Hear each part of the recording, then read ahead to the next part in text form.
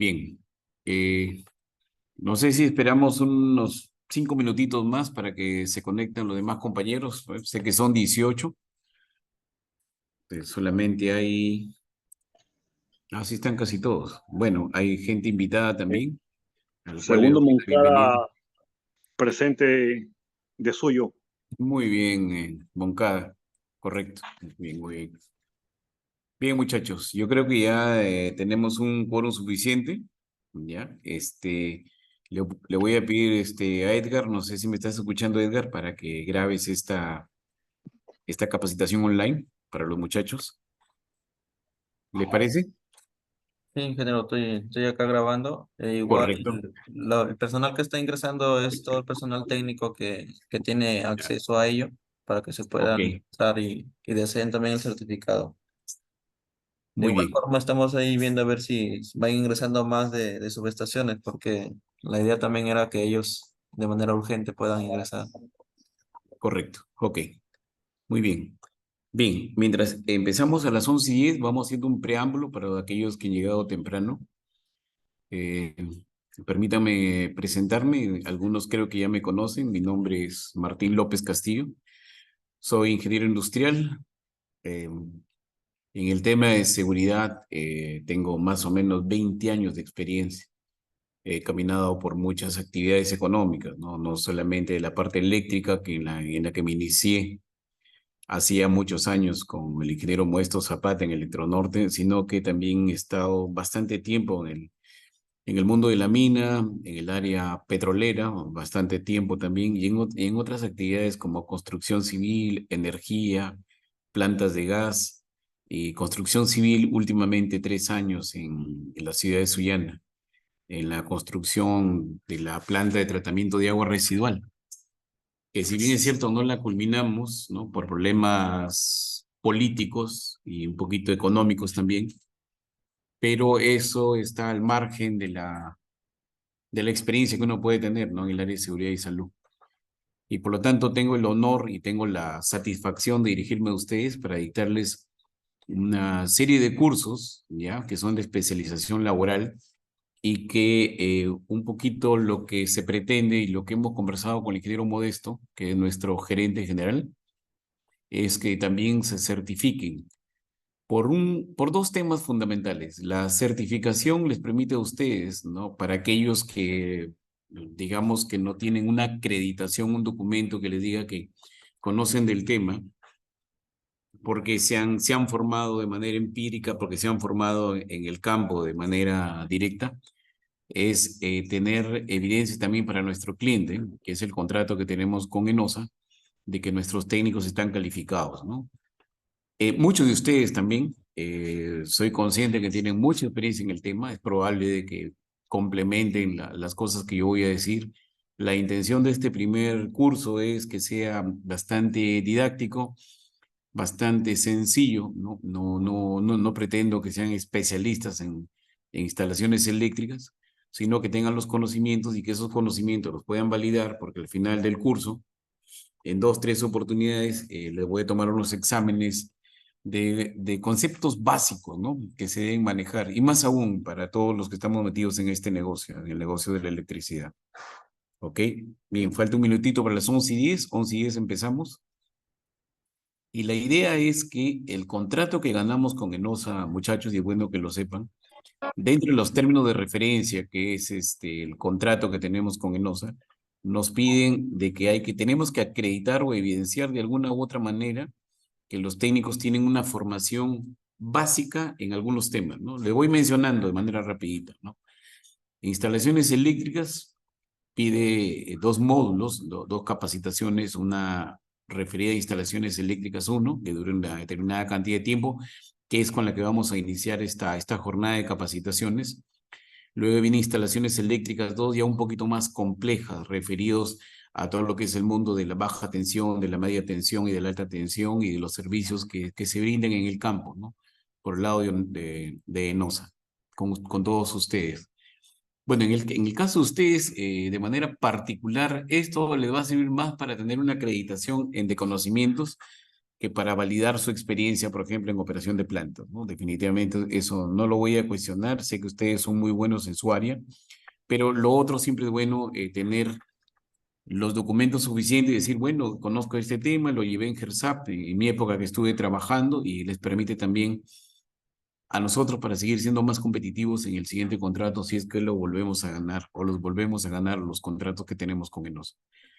Bien, muchachos, voy a proyectar lo que he preparado para ustedes y espero que esto sea dinámico, ¿no? No que sea de que el que tiene la razón es el ingeniero porque está adelante, porque tiene experiencia en seguridad o este tema, sino que hagamos de esto todo un tema dinámico de compartir experiencias para aprender de ambos lados, ¿no? Yo no soy dueño de la verdad, ¿no? Mi filosofía, desde que terminé la universidad, es la filosofía griega, ¿no? Solo sé que nada sé, porque todos los días se aprende algo nuevo, ¿ok? Muy bien. Sería bueno que enfoquen sus rostros para verlos, no estén jugando con la cámara, por favor. Y yo creo que empezamos. Edgar, dame línea para compartir mi presentación, por favor. Dije, ya tiene ya permiso para que proyecte. Ok, listo, empezamos.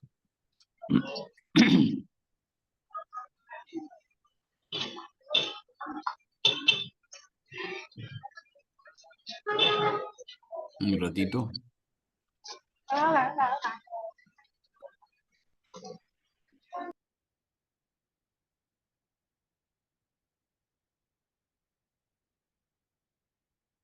Un ratito, por favor. Un ratito, un ratito, un ratito. A ver.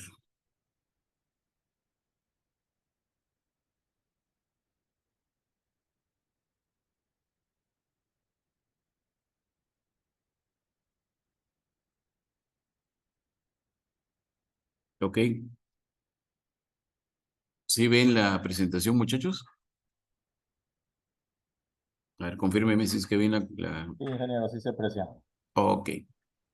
Muy bien. Vamos a empezar de manera concreta y precisa para hablar del tema instalaciones eléctricas. Ok. Entonces, vamos a esto, ponerlo por acá. Para entrar al mundo de las instalaciones eléctricas, muchachos, tenemos que tener un concepto básico, que de repente lo tienen y lo dominan mejor que yo. ¿De acuerdo? Y justamente basado en estos conceptos es que voy a tomar el examen, porque cuando ENOSA me pida, a ver, demuéstrame que es verdad que el técnico, por ejemplo, Wilson Noblecía, ha llevado el curso. Entonces voy a presentar un pequeño examen que luego se lo voy a hacer alcanzar, donde le digo, bueno, acá está, el señor es un trombe, es un pata con mucha experiencia, se ha sacado 20. Y espero sinceramente que todos se saquen 20.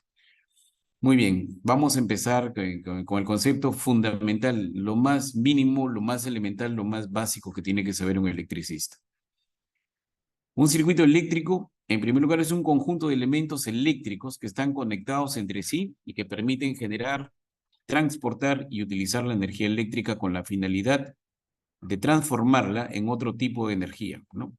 Como ejemplo, energía calorífica, ¿no? Para las planchas, para las estufas, para el microondas, energía luminosa, para toda la iluminación que tenemos en casa, o energía mecánica para mover algo, ¿no? Ese es fundamentalmente, tal como ven ustedes en la imagen, por ahí empiezan todos aquellos que se meten en el mundo de la electricidad, ¿no? En conocer los conceptos básicos. Para eso es este curso, Instalaciones Eléctricas 1. Como ya lo repetimos, los elementos del circuito eléctrico en realidad tiene 5 elementos fundamentales, que es lo más básico que es la Biblia de todo electricista, ¿no? Que hay elementos que generan la energía, que es la que se va a transportar, elementos que conducen la energía, elementos que reciben la energía, elementos de maniobra y control, y por último, elementos de protección, ¿no? Para cuando existen circuitos muy especializados, ¿no? Entonces, ustedes ven ahí el diagrama que les he puesto, ¿no? Hay siempre un generador, que es una batería, es una pila, ¿no es cierto? Hay un receptor, que puede ser una bombilla, puede ser cualquier dispositivo que funcione con electricidad. Hay un conductor que sale de un polo de la batería, ¿no es cierto? O de la pila. Hay un interruptor que no, que es lo que hace que se interrumpe el circuito, no pasen los electrones, por lo tanto no funciona el circuito y siempre tiene que haber un mecanismo de protección, un fusible. ¿De acuerdo? Eso es lo más básico de lo que son los elementos de un circuito eléctrico.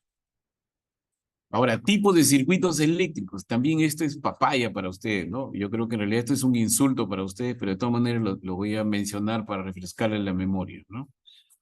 Los tipos de circuitos eléctricos fundamentales que ustedes lo deben saber y cuando les pregunte sería una ofensa que no me respondan, son 6. ¿De acuerdo? El circuito eléctrico cerrado. Y estoy hablando de lo más básico porque todavía no entramos a lo que es corriente alterna para hablar de otro tipo de circuitos. Dice, es el circuito cerrado, ¿no? Si el círculo está completo y si todas las corrientes tienen una trayectoria de regreso hasta donde iniciaron, ¿no? Como ustedes ven ahí en el esquema eléctrico, ¿cierto? Hay un circuito cerrado donde ven ustedes un signo de más y menos que representa, porque ese es el símbolo de lo que es una fuente de energía motriz, electromotriz, o una batería, o una pila, o como lo quieren llamar, que siempre sale de un polo positivo, el flujo de electrones, ¿no es cierto? Recorre toda su circuitería a través del conductor, llega a la carga, la activa, suelta ahí toda su energía cinética eléctrica, los electrones, luego salen cansados por el otro lado y regresan nuevamente a la batería a recargarse, ¿no? Ahí les he puesto 2 ejemplitos, ¿no? Como para que no se pierdan. Esto es un circuito cerrado, ¿no es cierto? Y ese es el principio fundamental por el cual funciona la energía, un circuito cerrado, ¿no? Hay energía. El otro, tan fácil como el primero, es el circuito abierto. ¿Cuál es la diferencia? ¿No? Que el circuito abierto dice si el círculo no está completo, ¿no? Si hay alguna discontinuidad o alguna apertura en la trayectoria del conductor. Normalmente quienes cortan los circuitos o abren los circuitos son los interruptores, ahí como lo pueden ver, ¿no? Ahí les he puesto el esquema eléctrico, ¿no? Donde está la batería, está el interruptor, está el conductor y está la carga. Y al otro lado, ¿no? Ya de manera más, digamos, más doméstica, más criolla, ahí hay conjunto, ahí están las 2 pilitas, ahí está el interruptor, que parece un caballito, que es el que interrumpe la energía, hace que el circuito se abra, y el foquito, que es la carga. ¿Ok? Muy bien. En realidad, como les dije, estamos en el abecedario de la energía eléctrica. Luego iremos complicando de a poquitos en cosas más complejas. Dentro también de los conceptos de lo que es energía y lo que es circuitos eléctricos está el concepto de cortocircuito, que ustedes también probablemente lo conozcan de alguna manera o la experiencia que han tenido en su actividad profesional, ¿no? Pero el cortocircuito en sí es una descarga establecida, ¿no? Entre 2 terminales de un circuito eléctrico, provocando un fallo en la resistencia del conjunto y por ende el aumento desmedido de la intensidad de la corriente eléctrica que lo alimenta, ¿no? Normalmente en los libros de electricidad se dice que los cortocircuitos incrementan la energía nominal que pasa normalmente por el circuito hasta, en algunos casos, hasta en 50 veces su valor nominal.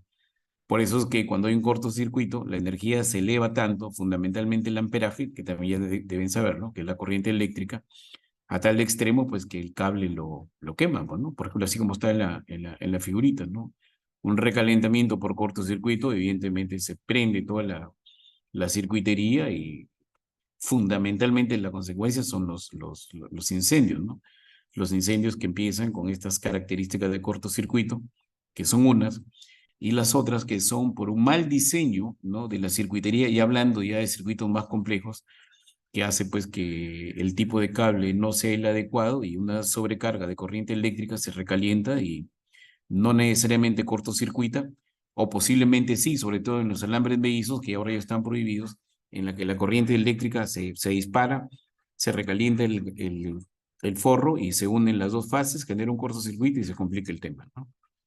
Muy bien, ese es el tema del cortocircuito.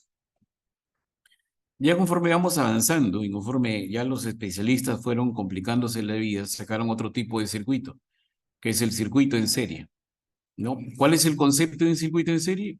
Ahí está, en 4 líneas. No les quiero complicar la vida porque sé que están ocupados.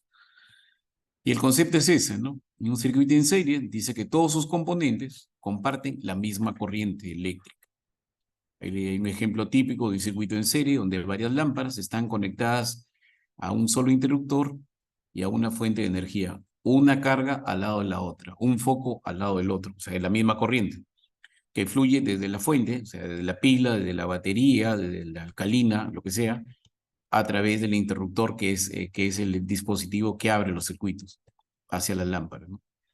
¿Qué características tiene un circuito en serie? Fundamentalmente, si hablamos de focos de iluminación, como es una sola corriente y se comparte en los tres equipos, normalmente la intensidad de corriente es mínima, ¿no? Porque se comparten las tres cargas en los tres focos, ilumina menos que ponerlas en paralelo, que este es el otro concepto básico, bíblico de todo técnico electricista, ¿no? Un circuito en paralelo, tal como lo estoy mencionando ahí, dice que son aquellos elementos, ¿no?, de un circuito eléctrico que se conectan a través de dos puntos en común. Y de esta manera el componente receptor está sujeto al mismo voltaje, cosa que es bien diferente en los circuitos en serie, ¿no? En los circuitos en serie cada lámpara tiene un voltaje diferente, que al final las dos lámparas, las tres lámparas, las cuatro lámparas, se dividen el voltaje de alimentación. Y ese voltaje de alimentación, como se divide, es menos, y por lo tanto, al tener menos voltaje de diseño, evidentemente la cantidad de luz que dan es menor. Entonces, de esta manera, tal como dice el texto ahí, el componente receptor está sujeto al mismo voltaje y actúa de forma independiente a los demás elementos. Ahí está, para los que han estudiado electricidad, simplemente este es un recordatorio, este es como repasar el libro Coquito de la primaria en la parte eléctrica. Ahí está el esquema eléctrico que está a la mano izquierda, que lo pueden ver.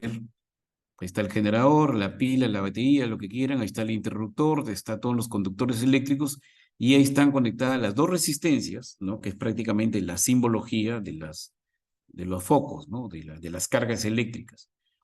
Y ustedes ven ahí en el esquema eléctrico, ¿no?, que aparece una flecha que dice I1 y aparece otra flecha que dice I2, que son las corrientes eléctricas, ¿no?, el amperaje que pasa por cada lámpara, que hace que, a diferencia de la conexión en serie, ¿no?, el voltaje de cada lámpara en este caso es el mismo que el voltaje de la fuente. Por lo tanto, la calidad de energía que da, por ejemplo, si hablamos ya de la figura que está al costado, es una energía de menor calidad, ¿no? Una calidad de energía. Por ejemplo, ahí hay un ejemplito que dice 1000 vatios, perdón, 100 vatios, que son estas bombas antiguas que ya no se usan, ¿no? Que eran de 100 vatios, 220 voltios, que daban una calidad de energía, pero que al final, ¿cuál era el gran problema? ¿Qué es lo que ha cambiado en el mundo del avance de la tecnología en la parte eléctrica? Que ya no son tan rentables, ni para Enosa, ni para la persona que en su casa maneja puro foco de esta naturaleza, que son incandescentes, ¿no? Porque ahora ya están de moda pues los focos LEDs, que son los que ahorita están de moda en el mundo y también en el Perú. Pero antes que ellos salieron los focos ahorradores, ¿no? Se decía, bueno, un foco ahorrador de 7 vatios, de 9 vatios, de 10 vatios, que es la décima parte de lo que consumía antes un foco eléctrico, ilumina exactamente igual que un foco de 100, pero eran un poquito más caros. Pero a la hora de los loros era un poquito más rentable porque consumen menos energía. Los LEDs ahora consumen 5, no sé si habrán dado cuenta, por ejemplo, en Santa Margarita, para los que les gusta ir a pasear por ahí a tomar sus chelas, hay una avenida, creo que es la avenida Santa Margarita, creo que así se llama, en la urbanización, donde prácticamente hay un concierto de luces. Entonces la primera impresión que uno se lleva dice, Dios santo, esta pobre pata, de la cantidad de luz que pagan, ¿no? Los LEDs ahora son como las luces de los arbolitos de Navidad, ¿no? Consumen energías en potencia por debajo de los 2 vatios, 3 vatios, ¿no? Por eso es que en algunos bares, algunos restaurantes ponen una cadena de 10, 15, 20 de estos foquitos LEDs y consumen igual que un ahorrador de 10, 15 vatios, exactamente igual. Pero bueno, ese es otro tema, pero un poquito por cultura general, ¿no? Luego el último, que es el que ven ahí, es el circuito mixto, ¿no? Que en realidad es la realidad de lo que se utiliza en la vida real, ¿no? Cuando uno ilumina una casa para aquellos que se ganan un cachuelo, pues hay una combinación de circuitos mixtos, ¿no? Donde hay conexiones en paralelo, donde hay conexiones en serie, ¿no? Y tal como ven ahí en la lámina, ese es el esquema eléctrico, ¿no? Ahí hay 3 focos, de los cuales 2 están conectados en paralelo, ¿no? Según la teoría y el concepto que hemos ahorita hechole recordar, y hay uno que está en serie, ¿no? Que está ahí solito. Bueno, entonces, en conclusión, resumiendo, en los circuitos eléctricos, lo más elemental es saber que existen 6 tipos de circuitos, incluyendo el cortocircuito. ¿De acuerdo? Esto se lo voy a definitivamente preguntar, porque este es un insulto. Ni siquiera debería preguntarlo, pero lo voy a preguntar en el examen. No creo que me vayan a decepcionar.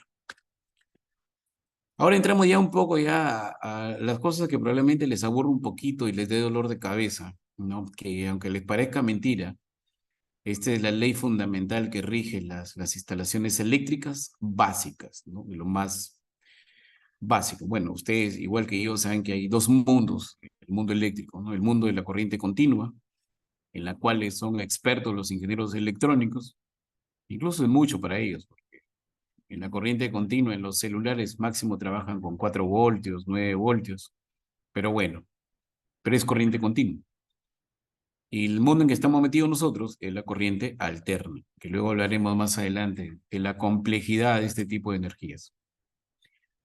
Muy bien, este señor, que ya se murió hace años, ¿no? Se llamaba Ohm, define su ley, ¿no? Le tomó algún tiempo hacer algunos estudios y al final sacó una fórmula. Dice acá el concepto que la ley de Ohm se usa para determinar la relación que hay entre la tensión, la corriente y la resistencia en un circuito eléctrico, ¿no? Para los estudiantes de electrónica, esta ley es fundamental y con eso hacen todo su negocio, ¿no?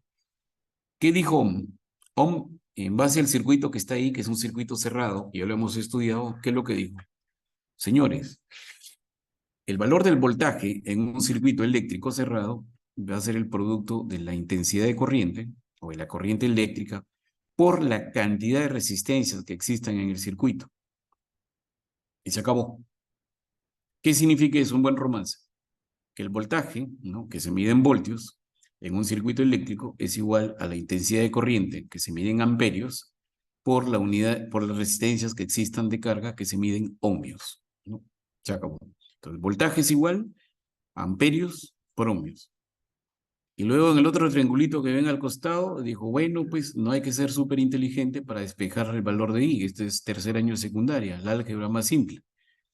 ¿Quieren calcular la intensidad? Bueno, según la fórmula principal, tienen que dividir el voltaje entre la resistencia y sacan amperios. Y si quieren saber cuáles son los ohmios, quieren sacar resistencia y una carga, pues dividen el voltaje del circuito entre la cantidad de corriente eléctrica que está en amperios que circula por el circuito, ¿no?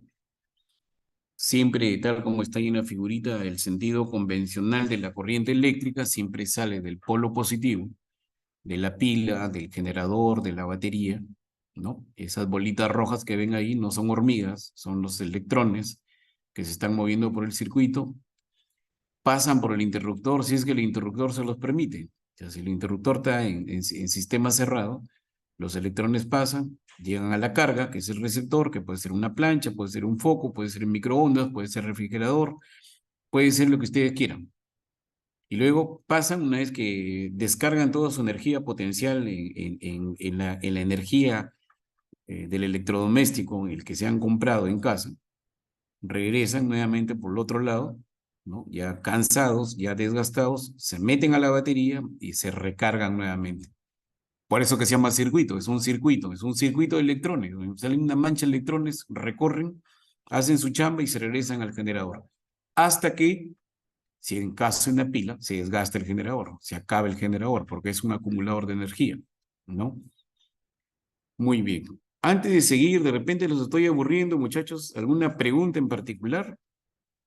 ¿Ya? A ver, Noblecilla, que tiene la lámpara apagada. Noblecilla, ¿estás ahí o estás en el baño? Wilson Noblecilla. Estoy aquí, sino que estoy en el centro de Piura. Ah, correcto, correcto. Muy bien, Wilson. Otro más que esté por ahí. A ver, Medina, ¿está claro o no? Está ¿Alguna duda? claro. Ya. Ernesto Huesasquiche, ¿todo bien? ¿Sí? ¿Correcto? Córdoba, ¿cómo va el tema? ¿Entiendes? ¿Estás recordando? ¿O lo estoy haciendo muy rápido? ¿O de repente hablo en chino? Yo creo que está claro, Correcto. ¿no? Correcto, Sí, está ingeniero. claro. Correcto. ¿Moncada también? Lo recordaron más. Recordar. Muy bien. Bueno, no se Bien, preocupe, porque al final estas diapositivas, porque así lo ha dispuesto la gerencia, se les va a publicar para que los tengan ahí y siempre repasen. Como le dije, este es lo básico, muchachos, ¿no? No estoy que les pongo nada complicado, ni les voy a poner ejercicios de cálculo de circuitos eléctricos porque sé que los voy a marear, ¿no? Pero esa no es la intención. La intención es tener conocimientos básicos, ¿no? Es como, por ejemplo, no saber que la Biblia pues tiene dos libros, el Antiguo Testamento y el Nuevo Testamento, cosas que son elementales, ¿no? O que a estas alturas de su vida miran que no saben cuáles son las vocales porque ya han pasado tantos años que ya se olvidaron. Ya, así de básico es esto. ¿Ok? Entonces, seguimos. Aquí viene ya un poquito más el tema analítico. En realidad, esta ley que complementa la ley de Ohm, que les expliqué anteriormente, que era prácticamente la que dice cómo se calcula un voltaje, cómo se saca una corriente eléctrica, cómo se calcula una resistencia eléctrica. Esta ley de este señor que también ya se murió hace años, que se llama Kirchhoff, él hizo un enunciado, ¿no? Sacó su ley después de varios estudios a raíz de los circuitos eléctricos y dijo lo siguiente, ¿no? La ley de voltaje, como la ley del amperaje, para Kirchhoff dice que se establece que la suma de todas las diferencias de potencial eléctrico, que es el voltaje alrededor de un lazo, ¿no? De un circuito cerrado, es cero, ¿no? Y también dijo, si ustedes se cogen en un punto de un circuito eléctrico y hacen sumatoria de intensidades eléctricas, tiene que ser cero. Por ejemplo, en la figurita que está ahí, ¿no? Es una figurita, hay una pilita y hay 5 foquitos, ¿no? Conectados en serie y en paralelo, una combinación. Ahí dice, por ejemplo, de que si yo quiero analizar un punto de este circuito eléctrico, pues tengo que decir que la intensidad 1 que está entrando, ¿no es cierto?, es igual a la intensidad 2 y a la intensidad menos 3, hablando ya numéricamente, ¿no? Hablando matemáticamente. Y eso tiene que ser cero. Y si eso no sale cero, algo está mal en los circuitos. Entonces ustedes se preguntarán, Inge, ¿y esto quién lo usa? Nosotros no lo usamos, correcto, no lo usan, pero es bueno que lo sepan, que alguien lo usa. Fundamentalmente lo usan los ingenieros electrónicos, porque son ellos los que tienen que ver realmente si se cumple esta condición para saber qué parte de la circuitería eléctrica de un artefacto, de una plancha, de una computadora, de un televisor, de lo que sea, está fallando. Y ellos son, ¿no?, los que dicen, bueno, hay que cambiar la resistencia, ¿no?, de tal punto de la tarjeta. Y la resistencia, hace sus cálculos y dicen, bueno, esa resistencia R1, por ejemplo, tal como está en el dibujito, es de 10 kiloohmios. Bueno, se van a una electrónica clavijo, se compran la resistencia, se compran su pistolita, se compran su plomo, la cambian y listo. Funcionó el artefacto eléctrico. Pero esa es toda una especialidad, ¿no? O sea, no crean, pues, si no, imagínate, tuviéramos llenos de GERSAP de ingenieros electrónicos, pero el electrónico tiene una especialidad muy aparte, muy diferente al ingeniero eléctrico, igual muy diferente a las habilidades del ingeniero mecánico eléctrico, ¿no? Igual que ustedes, ¿no? Ustedes tienen una capacidad de conocimientos, ¿no?, de tal manera que su experiencia les hace reaccionar frente a una situación de un tipo particular de problema eléctrico que si está en su mano solucionar, lo solucionan por la experiencia y por el conocimiento que tienen. Pero si yo los mando a arreglar un televisor, evidentemente de esto casi no saben nada, pero es bueno que sepan de que existe. Bueno, el curso se llama Instalaciones Eléctricas, por lo tanto, del concepto más sencillo, ¿qué es una instalación eléctrica? Una instalación eléctrica es un proceso, ¿no?, por el cual se elabora un circuito eléctrico para poder usar la energía eléctrica. Así es simple. Por lo tanto, un circuito eléctrico básico está formado por un conjunto de componentes que tienen que estar ordenados y conectados adecuadamente y que permitan el paso de la corriente eléctrica. ¿Para qué? Para poderlo utilizar en el funcionamiento de equipos, de instrumentos eléctricos. En este primer cursito, es fundamental, de repente lo conoce mejor que yo, igual que los lecturadores, no sé si habrá un lecturador escuchando el curso por ahí, aunque no, creo que está en el campo ahorita leyendo medidores. Pues la instalación eléctrica domiciliaria fundamentalmente tiene esos componentes, ¿no? Hay un empalme en la línea de baja tensión que alguien tiene que hacer, ¿no? Hay una cometida, que también ya saben lo que es la cometida. ¿La cometida dónde llega? A la caja de protección del portamedidor, que es la caja donde está metido el medidor. Luego está el sistema, al medidor hay que protegerlo, no solamente hay que poner el medidor, sino que el medidor también tiene que estar protegido, el sistema de protección. Hoy en día, antes no existía, me acuerdo de mis épocas, no había sistema de protección del medidor, ¿no es cierto? Y solamente había un fusible, ahora ya por lo menos hay una llave termomagnética, ¿no? Que ahora que lecturadores que están autorizados a cortar energía con su llave especial abren el medidor, bajan la llave cuchilla termomagnética y se cortó la energía. Entonces, como parte en la premisa de que el usuario es bien bruto, entonces el pata pues tiene que ir a pagar, pues, ¿no? Para que le bajen la palanquita y nuevamente tenga energía. Eso es lo que normalmente pasa. Luego, esa energía del medidor, porque hasta ahí llega la responsabilidad ¿cómo se llama? Del emisor de energía, ¿no? De la empresa operadora, que en este caso de Piura es Enosa. Hasta ahí llega su responsabilidad, ¿no? Desde la línea de acometida, que se empalme en la línea de baja tensión, hasta el medidor. Y del medidor hacia adentro, hacia el interior hacia el interior de la casa, tiene que llegar a un tablero de distribución, ¿no? A ese tablero. Bueno, hay gente que no tiene ni tablero de distribución, hay gente, bueno, sobre todo la gente más humilde en zonas rurales, solamente tienen su llave y cuchilla, un termomagnético y se acabó. Pero lo correcto es llegar a un tablero de distribución, porque hay toda una serie de consideraciones técnicas para, ¿cómo se llama?, implementar un tablero de distribución, aunque sea el más simple, aunque sea el más básico, el más comercial. Y ese tablero de distribución, pues tiene una serie de circuitos eléctricos que están diseñados para un tipo de carga, ¿no? Que luego lo veremos más adelante. Bien. Ese es un poquito, ¿no? Lo que en resumen pasa en la vida diaria, ¿no? Ahí ven ustedes, ahí está el poste de baja tensión, en el punto, ahí en el circulito de color rojo, que lo ven con el número 1, está el empalme, ese es ya en la red de baja tensión, que es propiedad de NOSA, de todo ese cable que baja desde el empalme del poste, de la línea hasta la casa, la cometida, ¿no es cierto? Luego ahí está, creo que no se ve muy bien, pero la idea es que el punto número 3, que está ahí de rojo, en la caja donde va el medidor, A4, adentro está el sistema de protección, que es esta llave termomagnética que les cuento, y el medidor, ¿no? El medidor que es el que todos los meses nosotros bajo un cronograma salimos a leer, ¿no es cierto? Fiscalizando el trabajo de la contratista que realmente tiene su chamba, que son los de la empresa, a ver, ayúdeme, Edgar, no, Ortega. ¿Cuál es la empresa que hace lecturas que nosotros fiscalizamos? ¿Me estás escuchando? Cobra. Sí, Cobra, ingeniero, ahí sobre. Cobra, gracias, Ortega. Bueno, los ñaños de Cobra salen a leer y nosotros salimos a fiscalizar la lectura a ver si coincide y nos hace una trazabilidad y ve que como realmente Cobra haga su trabajo, leer bien y nosotros hagamos nuestro trabajo de lecturar bien para poder fiscalizar, ¿no?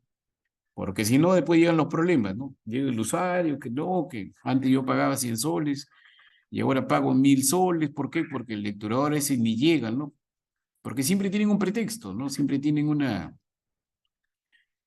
causal para no llegar, que no, que por ahí matan, que por ahí violan, que el río ha crecido, que se cayó el poste, que como se llama, que el señor no está, que no vive ahí, que llega al mes, pero bueno, en fin, es un gaje del oficio, en el trabajo de los lecturadores de energía. Ahí ya viene un poquito más ya este esquema eléctrico, porque esto no es un plano eléctrico, pero es bueno que sepan, ¿no? Que existen estas figuritas, que estos son lo que usan los electricistas cuando quieren, ¿cómo se llama?, leer alguna circuitería doméstica, comercial o industrial, ¿no? Está basado en eso.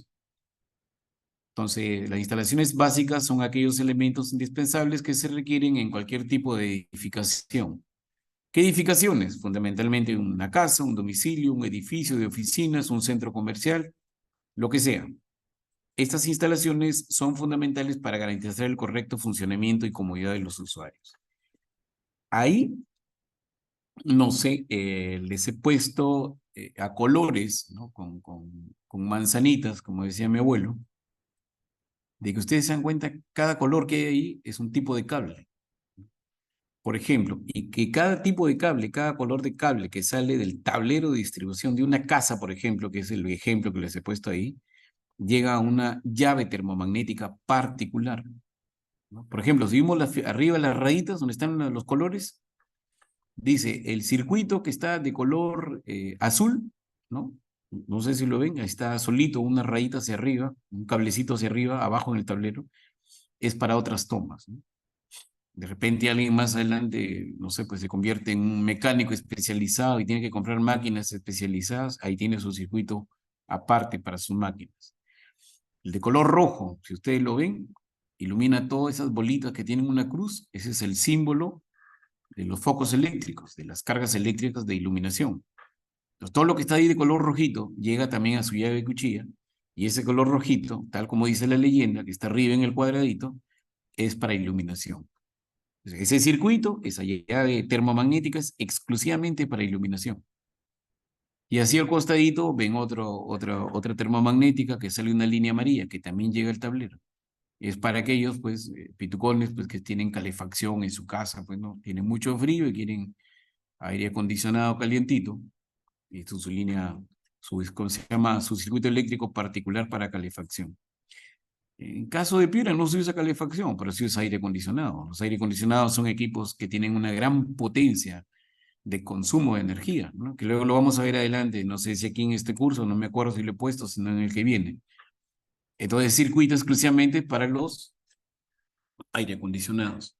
Si ven arribita, el color verde, y ven abajo en la figurita donde está el tablero de distribución, donde están las llaves termomagnéticas, ¿qué es el color verde? Es lavadoras, ¿no? Los circuitos para lavadoras y para termas eléctricas tienen que ser independientes. Eso lo dice la ley, no lo digo yo, ¿ya? Por favor, eso lo dice el Código Nacional Eléctrico, no es que a mí se me ocurre. De repente alguien puede decir, Inge, o sea que tengo que comprarme 1, 2, 3, 4, 5, 6, 7, 8, 9 llaves diferenciales para mi casa. Yo nomás tengo 3 o 4. Bueno, si tienes lavadora y termas, lo correcto es que sea eso. ¿Por qué? Porque hay también toda una normatividad con respecto a la cantidad de amperaje que soporta un cable. ¿De acuerdo? Es que es ahí donde vienen los incendios, ¿no? Si yo pongo un cable, un TBW14 y me voy a poner una terma de 1000 vatios, el TBW14 no va a pasar ni medio año, se va a recalentar, luego se va a convertir en carbón por dentro, luego no va a pasar la energía y va a tener un problema técnico. Hasta un incendio interno pueden malograr hasta sus equipos. Pero bueno, ese es otro tema. Y más arriba, ven para cocinas y hornos, que también son cargas especiales, y en algunos países pues que usan lavavajillas, ¿no? Para los ociosos que no les gusta lavar los platos en su casa, hay unas maquinitas que se llaman lavavajillas. Y si ustedes se dan cuenta ahí en ese diagrama eléctrico, en ese esquema eléctrico que les he puesto, hay una rayita ahí que tiene unas pestañitas, que parecen unas pestañitas, es la famosa puesta a tierra. Correcto. La puesta a tierra es otra historia también para hablar de la puesta a tierra. En realidad la puesta a tierra es un mecanismo de seguridad para que la gente no se muera. Antiguamente, cuando no existía, bueno, el tema de la puesta a tierra en el Código Nacional Eléctrico existió toda la vida. Lo que pasa es que los peruanos somos así de irresponsables, ¿no? De mataperros. Yo me acuerdo en mi época de chibolo haber visto 2, 3 personas que vinieron de jugar pelota y se agarraron de la manija de la refrigeradora del abuelo y ahí nomás se quedaron pegados. No había puesta a tierra. ¿Por qué? Porque no la diseñaron, ¿no? Y una pregunta que ahorita va ya de carácter personal es, ¿cuántos de ustedes tienen puesta a tierra en su casa? No esperen que pase un accidente o por ejemplo, a ustedes se dan cuenta ahí también en el tablero, ¿no? Delante del interruptor general, ¿no es cierto? Dice ID. Esa es una llave termomagnética diferencial. ¿Para qué son las llaves termomagnéticas diferenciales? Por cultura general. Son protección fundamentalmente para los niños, para los bebés. A veces llega el sobrino que tiene 2 años, el nieto que tiene 3 años, no sé, pues el hijo de la vecina, qué sé yo, que es un niño o una niña. Y mientras ustedes están en la conversación, en la tertulia o en el chisme, ¿no? El buen mozo coge la tijera que encontró de casualidad por ahí, que no está protegida, y la mete en una fase del interruptor, perdón, del toma corriente, del enchufe que le decimos nosotros, mal hablado, pues en realidad es un toma corriente. Lo mete, el churre pega un grito, Y de repente cuando lo van a ver, ya no está en este mundo. Para eso es un interruptor diferencial. Está diseñado exactamente para los niños. ¿De acuerdo? Es una protección. ¿Y en cómo funciona un interruptor diferencial? Es otra historia que no tengo tiempo de explicarles ahorita, pero ya les contaré. De repente ya lo saben y estoy hablando de más acá. Entonces, tiene que haber siempre una llave general, de preferencia. El Código Nacional Eléctrico pide una llave diferencial de protección para los niños y la puesta a tierra, que no solamente protege al niño, porque la puesta a tierra también es parte de la conexión eléctrica. ¿De acuerdo? Porque la puesta a tierra también es un mecanismo de seguridad. Antiguamente los artefactos eléctricos eran construidos con mucho material metálico.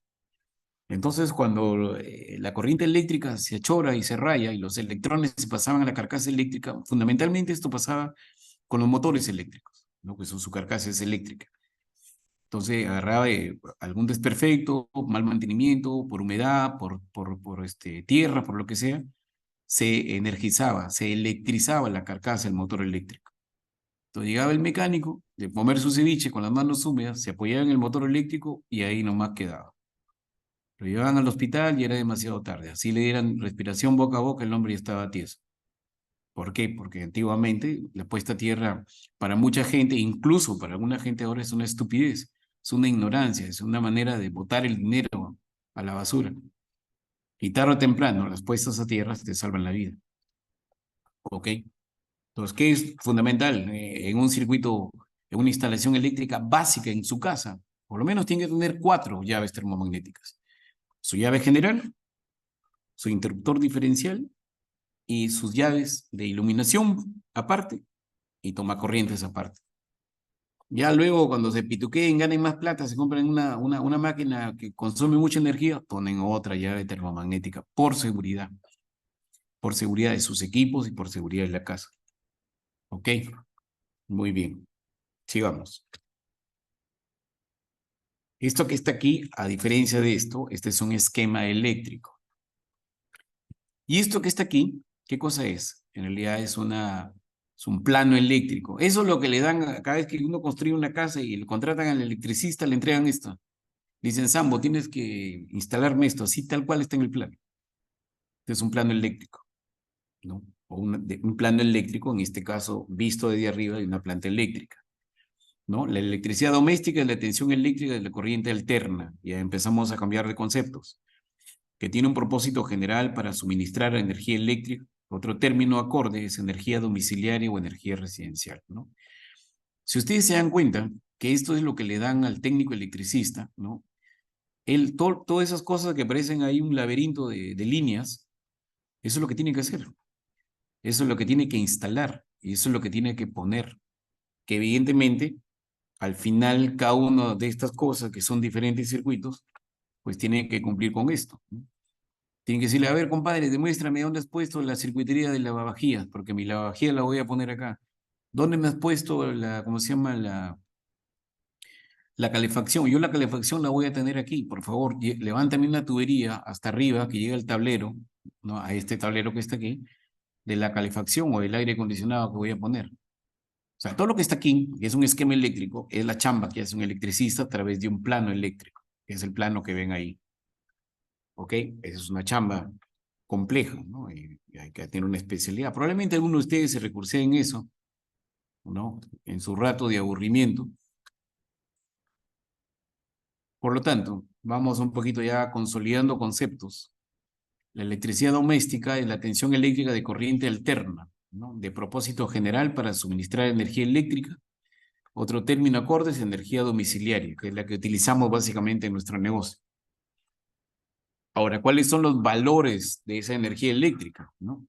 Bueno, hay tensiones que van desde los 100 hasta los 240 voltios. No usa el Perú voltajes de 110, ¿no? Usamos voltajes de 220.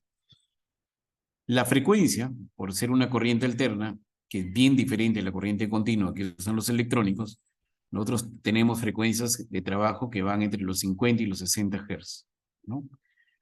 Las tensiones de uso doméstico, ojo, si se hacen sus cachuelos, bueno, que ustedes ya están acostumbrados, ¿no? Siempre conllevan un riesgo. ¿Cuál es el riesgo de los electricistas? A ver, voy a preguntar, pero no sé si me van a responder, mejor yo me respondo. ¿Cuáles son los grandes riesgos que tienen los electricistas? A ver, Darwin Córdoba, ¿me puedes contestar un poco para no aburrirme acá? ¿Cuáles son los riesgos? Vamos a meter un poquito de seguridad, ya con conocimiento de electricidad. ¿Cuáles son los riesgos de un electricista? ¿O cuántos hay? ¿Cuántos conocen? Para no hacer aburrido esto. ¿Cómo se llama? El riesgo del electricista es de que no use sus botas de seguridad o de repente el conductor que está pasando por el circuito no es el adecuado, o de repente el usuario se está energizando por algún otro lugar, ¿eh? Ya, muy bien. Muy bien, muchachos, correcto. O sea, me doy cuenta que tienen las cosas claras por la experiencia, pero desde el punto de vista de seguridad, ¿no? Los electricistas son lesionados por dos razones, y estas lesiones muchas veces llegan a la muerte.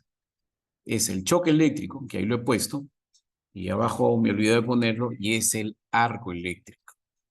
El choque eléctrico es aquel que mete la mano sin guantes, así sea, ¿cómo se llama? Circuito, líneas de baja tensión, porque cree que es Superman y no le va a pasar nada.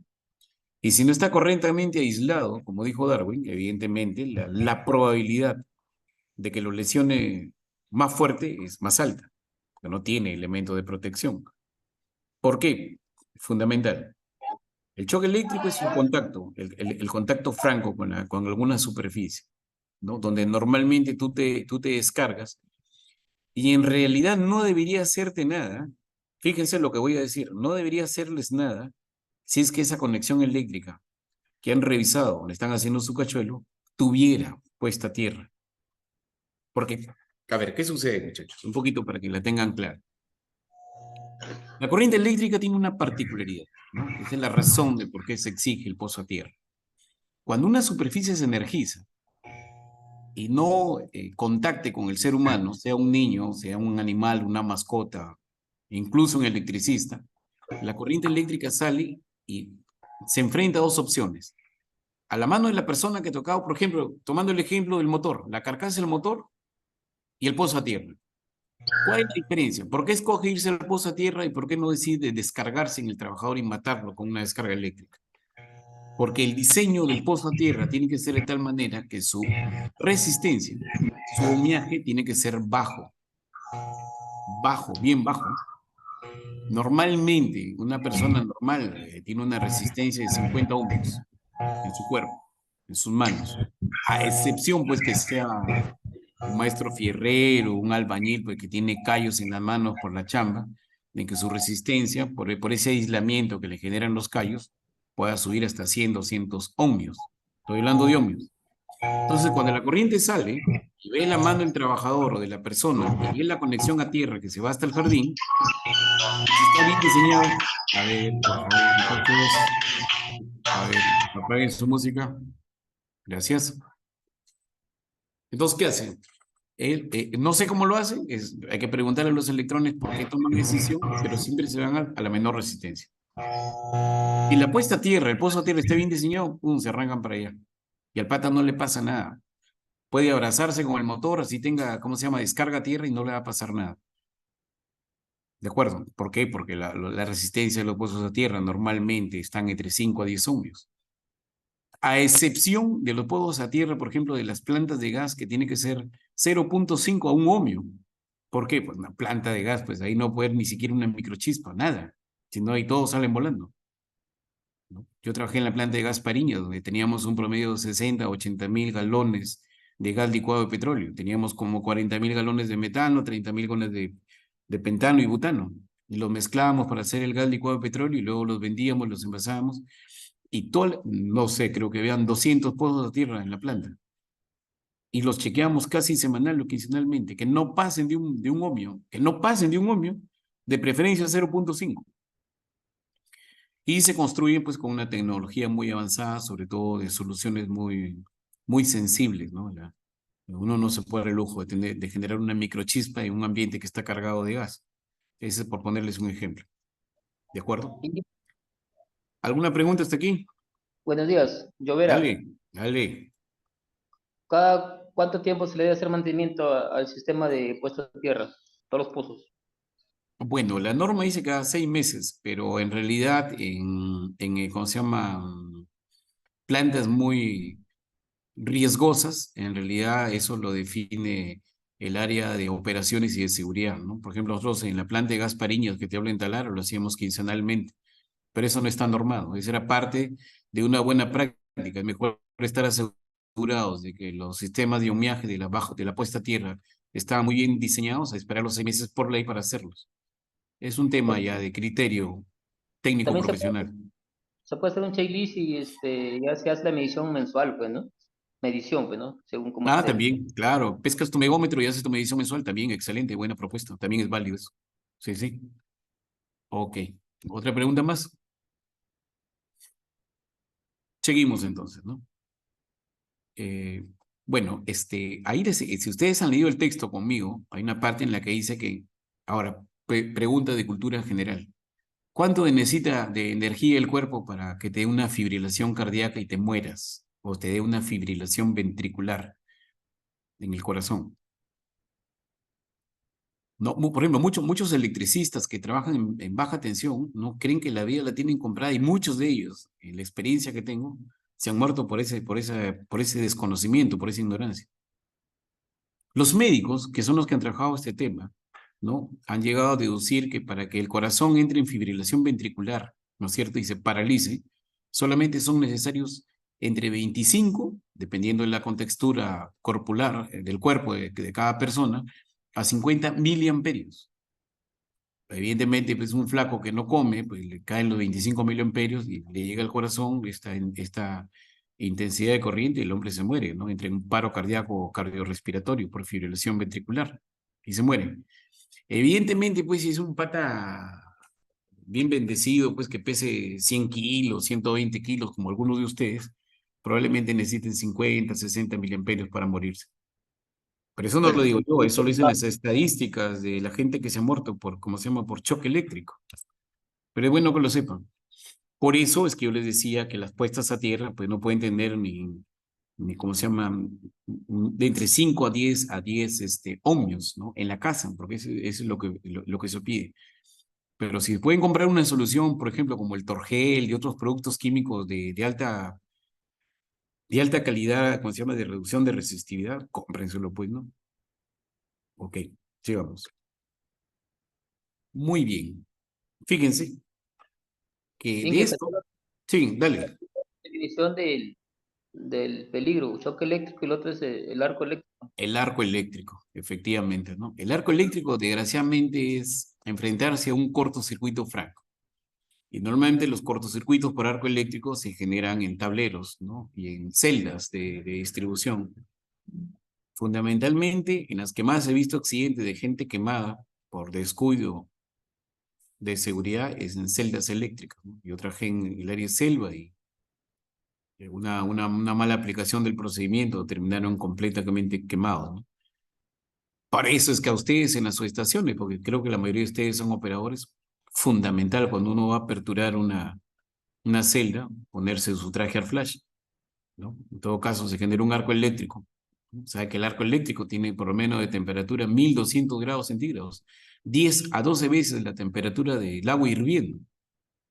Normalmente el arco eléctrico cuando te agarra bien te mata.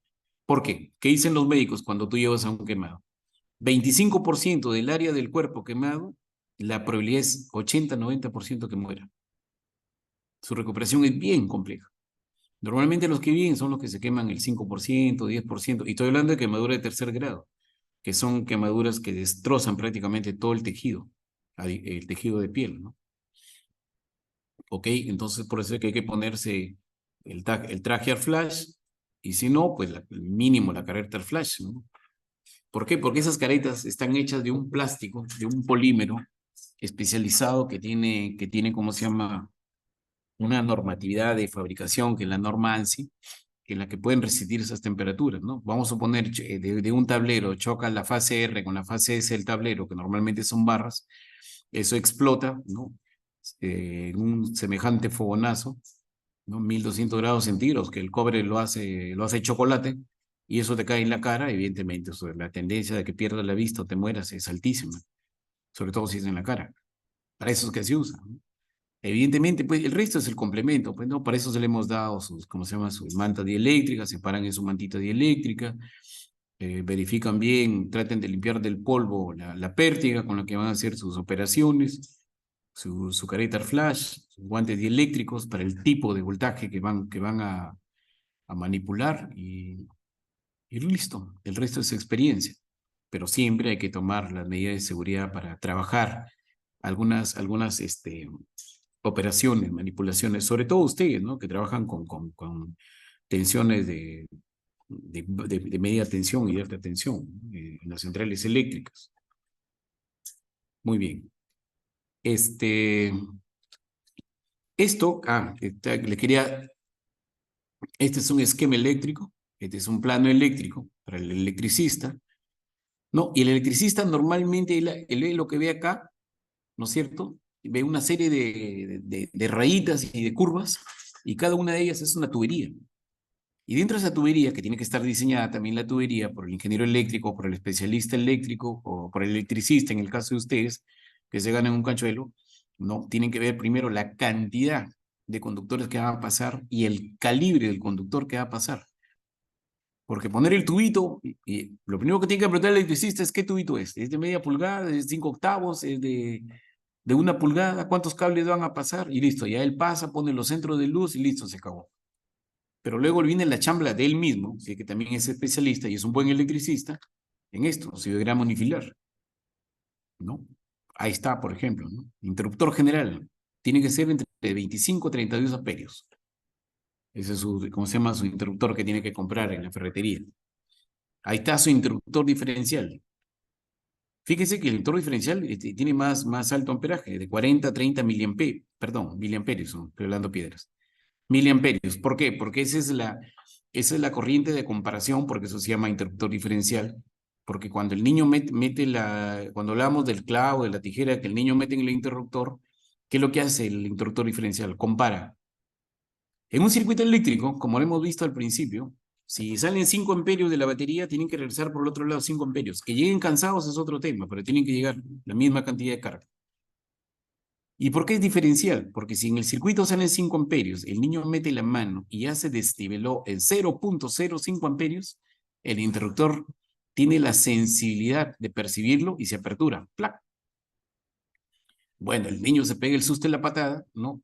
Se va la luz en toda la casa, los viejos pegan el grito al cielo, pero al niño no le pasa nada. Esa es la función del interruptor diferencial. Para eso se ha diseñado. Entonces el niño puede estar jugando por ahí, la mamá puede estar cocinando y puede meter un clavo, no hay problema que mete el clavo, siempre y cuando pues se hayan comprado también un interruptor diferencial de marca, pues no se vayan a comprar uno de esos de mala muerte, ¿no? Gasten su sencillo, ahorrense un mes de borrachera y cómprense un diferencial Ticino, pues un Slam, ¿no? Uno de calidad, pues trata de defender a sus hijos, ¿no? A su familia, ¿ok? Bueno, ahí está, en este diagrama unifilar, porque así se llama esta figurita, ¿no? Ahí dice, ahí está el diferencial, tienes que comprar de 40 a 30 miliamperios, ¿no? Igual, ya están todos tus circuitos, que va del C1 al C5. Y tu circuito C1 es de alumbrado, y ahí te pone incluso la cantidad de amperios, de acuerdo al diagrama de cargas que ha hecho el especialista, que va a soportar. 16 amperios. ¿Qué cable soporta 16 amperios? Bueno, desde el punto de vista técnico, ahí está el TT 1.5 que tenga de sección 1.5 milímetros cuadrados. Pero en iluminación lo que normalmente usamos es lo que nosotros vamos y compramos ahí en Promar, ¿cómo se llama? En las tiendas estas que venden ferretería eléctrica, TW14. El TW14 resiste exactamente hasta 18 amperios. Entonces, todo lo que es la circuitería de alumbrado, le metemos TW14. Ahora, ¿cuántos van a pasar por ahí? Eso tiene que verse en el plano eléctrico. ¿Por qué? Porque de repente por ahí pasan solamente las dos fases vivas, ¿no? Si es que la conexión afuera es un 380, 220 con neutro, a eso nos toca un circuito viejo que solamente es 220, 440 o 220 en algunos casos. Entonces depende de la circuitería, ¿no? Para poder... el resto, esta es la parte técnica, ¿no? O sea, poner el cable, poner la tubería, técnicamente adecuada, ¿no? Que nos permita de que la casa dure en el tiempo. Ahora, ojo, no es que ya construí mi casa y aquí hasta que me muera cambio cables, no. La norma dice que tiene que cambiarse cada 20 años, promedio. Normalmente ya en 20 años ya los cables ya están fatigados, están recalentados por alguna sobrecarga, sobretensión, etcétera. Entonces hay que cambiarlo, ¿no? Pero normalmente duran en promedio eso. ¿Ok? Entonces ahí está el circuito para la lavadora, ahí está la parte técnica, cuántos amperios tiene que resistir ese circuito para una lavadora que es de carga, para una cocina, para una lavadora, una terma, etcétera. ¿Ok? Ese es un poco, en resumen, este cursito que espero no los haya aburrido. En realidad mi intención era tratar de hacerles recordar muchas cosas y ¿cómo se llama? Y validarles con un certificado que sé que se lo merecen, que no solamente les sirve a ustedes como profesionales en el campo y en el mundo de la electricidad, sino a nosotros también como empresa, y decirle, no, mira, nuestros muchachos están prácticamente con las capacitaciones que damos de especialización al día en sus conocimientos. Y si se olvidan, bueno, esta es la razón de estos cursitos, ¿no? De recordar para poder tener las cosas más claras cuando uno está en la chamba o incluso en un trabajo extra que les salga por ahí, porque tienen el derecho también de ejercer ¿cómo se llama? Su profesión, ¿no? Y cobrar también lo justo, no sean miserables, pues no cobren por... Yo conocí un técnico que por levantar la palanquita del corte eléctrico cobraba 50 soles, pero bueno, eso ya son cositas que pasan también, ¿no? Bien, muchachos, realmente ha sido un gusto, no a todos los conozco y los que me han escuchado, gracias por escucharme. He tratado de ser lo más didáctico posible, lo más simple posible, de toda la compleja información que hay de circuitos eléctricos, ¿no? No sé si quisieran hacer alguna pregunta, ya más tarde o mañana a través del enlace que va a hacer nuestro amigo Edgar Vera, que es nuestro administrador de la compañía, para que resuelvan preguntas sencillas de todo lo que he tratado, incluso eso que está aquí, el video de este curso lo está grabando Edgar, lo va a colocar también para acceso para ustedes, y las diapositivas también. El examen es para que repasen lo que yo he dicho, para que vuelvan a escuchar el video de lo que yo estaba hablando, y con eso contesten el examen.